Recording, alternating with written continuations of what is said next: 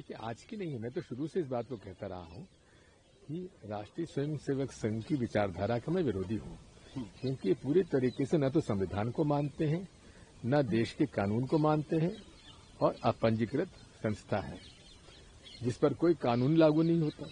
लेकिन उनकी संगठन क्षमता का मैं प्रशंसक इसलिए हूं कि एक ऐसी संस्था जिसका पंजीयन नहीं है वो आज देश में इतनी शक्तिशाली हो गई कि देश के प्रधानमंत्री लाल किले से कहते हैं कि ये विश्व का सबसे बड़ा एनजीओ है। अरे भाई, एनजीओ है तो आपका नियम और कानून कहां चले गए? लेकिन इनकी संगठन क्षमता का मैं प्रशंसक हूं। लेकिन क्या आपको संगठन की क्षमता कांग्रेस की कम दिखाई दे रही है अभी आज के दिनों में? देखिए, इतना मैं कह सकता हूं कि हमें इसमें सुधार की गुंजाइश है और हमेशा हर संगठन को सुधार की गुंजाइश रखना चाहिए। लेकिन सर, आपने संगठन में सुधार की गुंजाइश जो है, कांग्रेस इतनी तो 40 साल पुरानी पार्टी है, मास मूवमेंट रहा। देखिए, बात यही है, कांग्रेस पार्टी जो है मूल रूप से एक ये मूवमेंट की पार्टी है। अब देखिए, इस मामले में मैं कई बार इस बात को कह चुका हूं कि कांग्रेस पार्टी मूवमेंट की पार्टी तो है और रहना भी चाहिए, क्योंकि हर विषय को मूवमेंट बनाने के लिए, हमें माहौल बनाने के लिए कांग्रेस पार्टी इस मामले में होशियार है। अच्छी तरह से मूवमेंट बन सकता है, बनाते और बनता है। लेकिन उस मूवमेंट को वोटों में परिवर्तित करना, उसमें हम कमजोर पार्क हो जाते हैं। लेकिन सर, आप